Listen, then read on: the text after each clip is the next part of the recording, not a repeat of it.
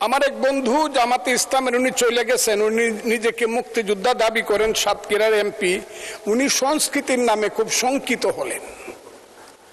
যে জাতির সংস্কৃতি নাই সে জাতি সভ্য না, সে অসভ্য। তারা কেন সংস্কৃতি পছন্দ করে না? কোন সংস্কৃতি তারা পছন্দ করে না জানেন?